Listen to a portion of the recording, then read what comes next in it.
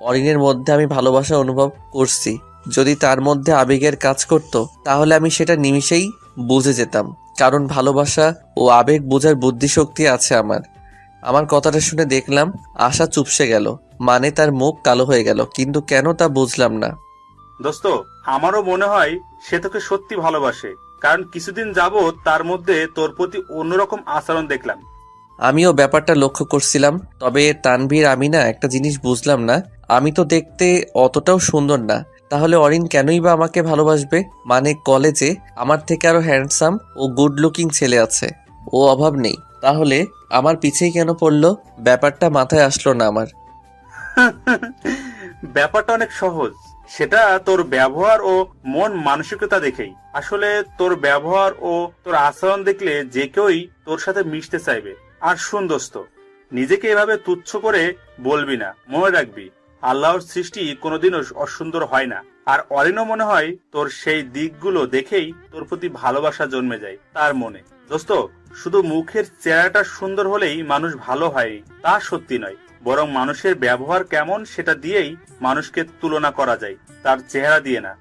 আমরা কথা বলতেছিলাম, তখনই ক্লাসে স্যার চলে আসে, আর আমরাও সেই টপিক বাদ দিয়ে ক্লাসে মনোযোগ দিলাম ও ক্লাস করলাম। ক্লাস শেষ করে আমরা তিনজন ক্লাসরুম থেকে বের হলাম আর হাঁটতে হাঁটতে ক্যাম্পাসের দিকে যেতে লাগি। ক্যাম্পাসে আড্ডার জায়গায় বসতেই অরিন উপস্থিত।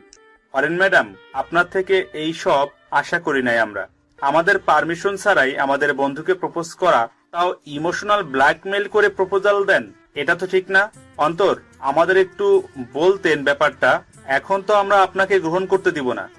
সরি তানভীর, মাফ করে দাও। আসলে তোমাদেরকে বলতেও ভয় পেতাম, যদি তোমরা অন্তরকে বলে দিতে আর সেও যদি আমার থেকে দূরে সরে যেত।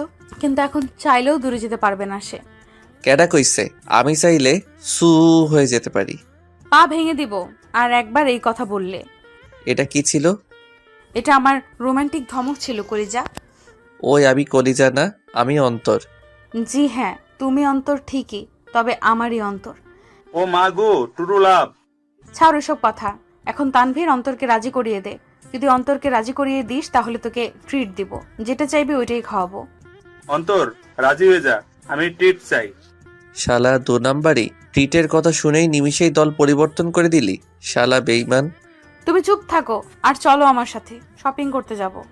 অরিন আমাকে টেনে নিয়ে যেতে লাগে, ঠিক তখনই গেট দিয়ে 10টার মতো গাড়ি ভিতরে প্রবেশ করে। গাড়িগুলো দেখে আমি থ হয়ে গেলাম, কারণ এই গাড়িগুলো আমার খুবই পরিচিত, কারণ গাড়িগুলো আমার আব্বুর গাড়ি।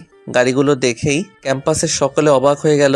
আব্বু গাড়ি জানালার গ্লাস নামানো আব্বুকে দেখেই সকলে অবাক চোখে তাকিয়ে আছে। অরিন আব্বুর গাড়ির দিকে হাঁ করে তাকিয়ে আছে, আর তখনই দেখলাম আব্বু গাড়ির জানালা দিয়ে আমার দিকে অবাক চোখে তাকিয়ে আছে।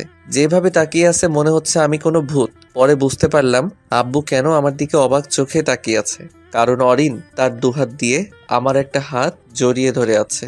আমি আশেপাশে খেয়াল করলাম, কলেজ ক্যাম্পাসের সকলেই আব্বুর গাড়ির দিকে তাকিয়ে আছে, আর অরিনও। কিন্তু আব্বু আমার দিকে তাকিয়ে একটা শয়তানি মুচকি হাসি দিল। লও ঠেলা, আব্বুর হাসি মানে আমার কান্না। দেখলাম গাড়ি সোজা ক্যাম্পাসে থামে, আর সেখানে দেখলাম প্রিন্সিপাল স্যার উপস্থিত। এরই মধ্যে তানভীর আমার কাছে দৌড়ে আসে। তানভীর আমাকে কিছু বলতে যাবে, তখনই আমি তানভীরকে থামিয়ে দিলাম। অন্তর, শফিকুর রহমান আমাদের কলেজে আসছে।